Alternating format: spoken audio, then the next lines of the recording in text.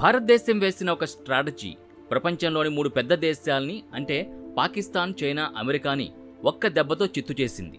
నిన్నటి వరకు ప్రపంచం ఒక ఉగ్రవాద సంస్థగా చూసిన తాలిబాన్తో భారత్ స్నేహం చేస్తోంది. 2 దశాబ్దాలుగా తాలిబాన్కు వ్యతిరేకంగా ఇతర వర్గాలకి మద్దతిచ్చిన భారత్ ఇప్పుడు తాలిబాన్తోనే చేతులు కలిపింది. ఇది వినడానికి ఆశ్చర్యంగా అనిపిస్తోంది కదూ. కానీ దీని వెనక దాగి ఉన్న భారతదేశ చాణక్య నీతి పాక్, చైనాలకు వెన్నులో వణుకు పుట్టించింది. భారత్ పన్నిన ఆ స్ట్రాటజీ ఏంటనేది ఈరోజు ఈ వీడియోలో తెలుసుకుందాం. ఆఫ్ఘనిస్తాన్తో భారతదేశానికి వేల సంవత్సరాల సంబంధాలున్నాయి. భారతదేశం ఆఫ్ఘనిస్తాన్ని ఎప్పుడూ ఒక మిత్రదేశంగానే చూసింది. ఆఫ్ఘనిస్తాన్ పునర్నిర్మాణానికి భారతదేశం ఎప్పుడూ సహకరించింది.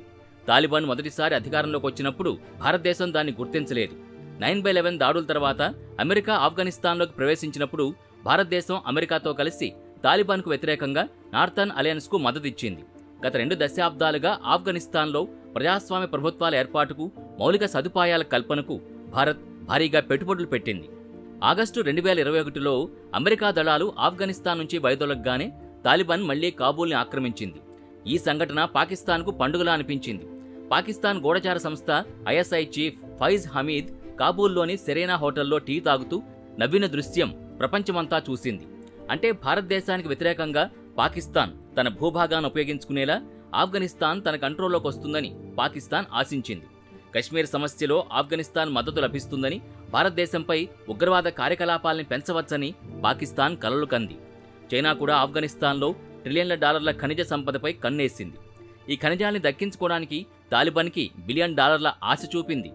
అమెరికా 20 సంవత్సరాలు $2 ట్రిలియన్ ఖర్చు చేసినా ఆఫ్ఘనిస్తాన్ను అర్థం చేసుకోలేకపోయింది.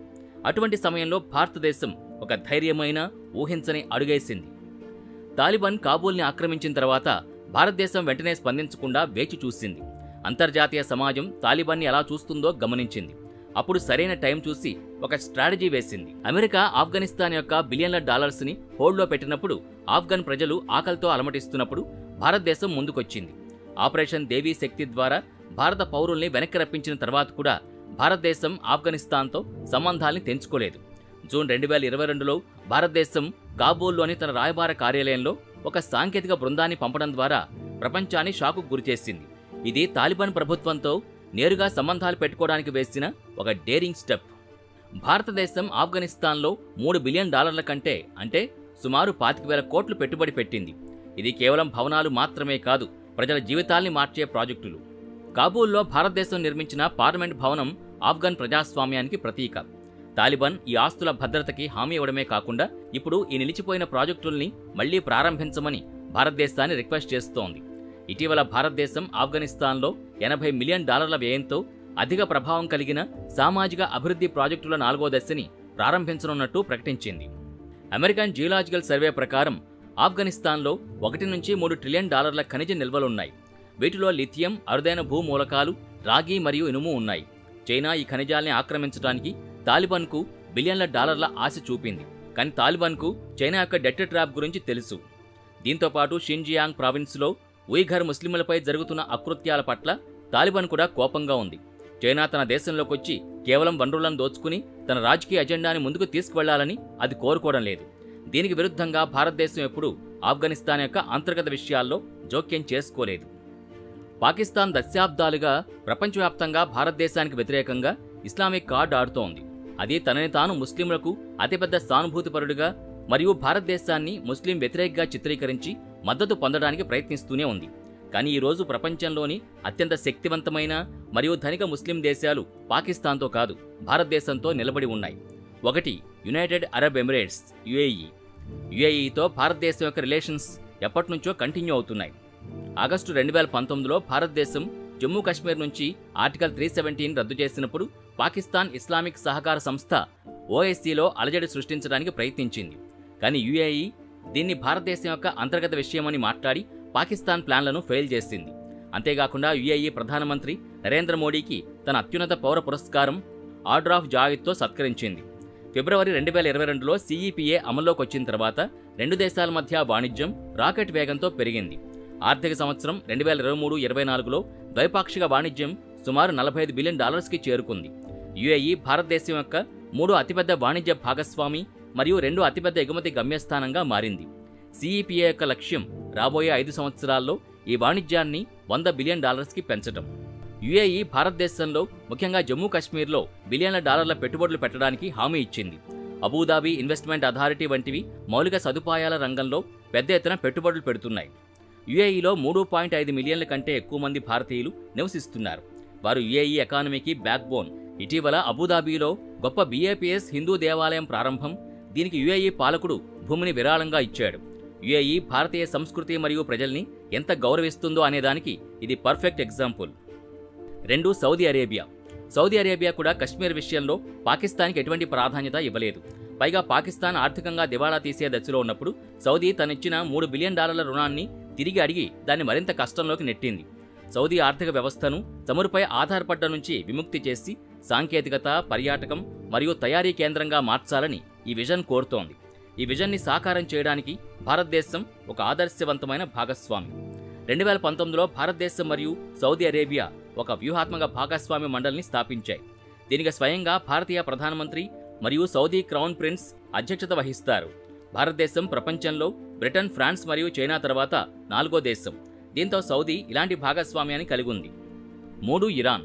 అమెరికా ఆంక్షలున్నప్పటికీ భారతదేశం ఇరాన్తో తన సంబంధాల్ని జాగ్రత్తగా కొనసాగించింది. దీనికి అతిపెద్ద ఎగ్జాంపుల్ చాబహార్ పోర్ట్. భారతదేశం చాబహార్ పోర్ట్ అభివృద్ధిలో కీలక పాత్ర పోషిస్తోంది. మే 2024లో భారతదేశం ఈ పోర్ట్ నిర్వహణ కోసం 10 సంవత్సరాల సుదీర్ఘ ఒప్పందం కుదుర్చుకుంది. ఈ పోర్టు భారతదేశానికి పాకిస్తాన్ని పూర్తిగా బైపాస్ చేసే సౌకర్యాన్ని అందిస్తుంది. చైనాచే పాకిస్తాన్లో అభివృద్ధి చేయబడుతున్న గ్వాదర్ పోర్ట్ నుంచి దీని దూరం కేవలం 72 కిలోమీటర్లు. ఇది ఈ ప్రాంతంలో చైనా కార్యకలాపాల్ని పర్యవేక్షించడానికి భారతదేశానికి స్ట్రాటజిక్ కెపాసిటీని అందిస్తుంది. INSTC corridor. ఇది అంతర్జాతీయ ఉత్తర దక్షిణ రవాణా కారిడార్. INSTCలో కూడా ఒక ప్రధాన భాగం. ఇది 7200 కిలోమీటర్ల పొడవైన ఒక మల్టిపుల్ మోడ్ నెట్వర్క్. ఇది భారతదేశాన్ని ఇరాన్, అజర్బైజాన్, రష్యా మరియు యూరోప్తో కలుపుతుంది. దీని ద్వారా రవాణా ఖర్చులు మరియు సమయం 30 నుంచి 40% తగ్గుతాయి. 4. ఈజిప్ట్. ఈజిప్ట్ అరబ్ ప్రపంచంలో ఒక ప్రముఖ సాంస్కృతిక మరియు రాజకీయ కేంద్రం. భారతదేశం మరియు ఈజిప్ట్ అలీన ఉద్యమం యొక్క వ్యవస్థాపక సభ్యులుగా ఉన్నారు. అభ్యాస్ సైక్లోన్.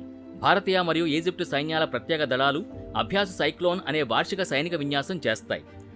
5. ఒమన్. ఒమన్ గల్ఫ్లో భారతదేశం యొక్క అత్యంత ఓల్డ్ డిఫెన్స్ పార్ట్నర్. హోర్ముజ్ జలసంధి ఎంట్రన్స్ వద్ద దాని స్ట్రాటజిక్ ప్లేస్ భారతదేశానికి చాలా ముఖ్యమైంది. ఒమన్ గల్ఫ్లో తన నేవీ, సైన్యం మరియు వైమానిక దళం 3 విభాగాలతో భారతదేశానికి క్రమం తప్పకుండా డ్రిల్స్ నిర్వహించడానికి సౌకర్యం కల్పించిన ఏకైక దేశం. 6. ఇండోనేషియా. ఇండోనేషియా ప్రపంచంలోనే అతిపెద్ద ముస్లిం జనాభా కలిగిన దేశం. భారతదేశం యొక్క యాక్ట్ ఈస్ట్ విధానంలో ఒక మెయిన్ పిల్లర్. ఇండోనేషియా ఏషియన్ ప్రాంతంలో భారతదేశం యొక్క అతిపెద్ద ట్రేడ్ పార్ట్నర్. ఆర్థిక సంవత్సరం 2023-24లో ద్వైపాక్షిక వాణిజ్యం $29.4 బిలియన్లకు చేరుకుంది. దీన్ని 2025 నాటికి $50 బిలియన్ చేర్చాలనే టార్గెట్ని పెట్టుకుంది. 7. ఖతార్. ఖతార్ ప్రపంచంలోనే అతిపెద్ద LNG ఎగుమతిదారు మరియు భారతదేశం దాని యొక్క అతిపెద్ద కస్టమర్. ఫిబ్రవరి 2024లో భారతదేశం ఖతార్తో $78 బిలియన్ హిస్టారిక్ అగ్రిమెంట్ కుదుర్చుకుంది. దీని కింద ఖతార్ 2048 వరకు భారతదేశానికి LNG సరఫరాను కొనసాగిస్తుంది. ఖతార్ ఇన్వెస్ట్మెంట్ అథారిటీ QIA భారతదేశం యొక్క స్టార్టప్లు మరియు మౌలిక సదుపాయాల్లో బిలియన్ల పెట్టుబడి పెడుతోంది. ఇటీవల ఖతార్లో 8 మంది మాజీ భారతీయ నౌకాదళ అధికారులకి మరణశిక్ష విధించినప్పుడు ప్రధానమంత్రి మోడీ యొక్క వ్యక్తిగత జోక్యం మరియు 2 దేశాల మధ్య బలమైన సంబంధాల కారణంగా వారికి శిక్షను రద్దు చేయడమే కాకుండా వారందరూ సేఫ్గా భారతదేశానికి తిరిగొచ్చారు. ఫ్రెండ్స్, మరి మీకేమనిపిస్తోంది? భారతదేశం యొక్క ఈ దౌత్యం వల్ల నిజమైన విశ్వగురువుగా చేయగలదా? ఈ దేశాలతో ఉన్న మంచి రిలేషన్ వల్ల భారతదేశం, చైనా మరియు పాకిస్తాన్ యొక్క దేశాల్ని ఎలా ఎదుర్కొంటుంది? మీ ఒపీనియన్ కామెంట్ బాక్స్లో తప్పకుండా తెలియచేయండి.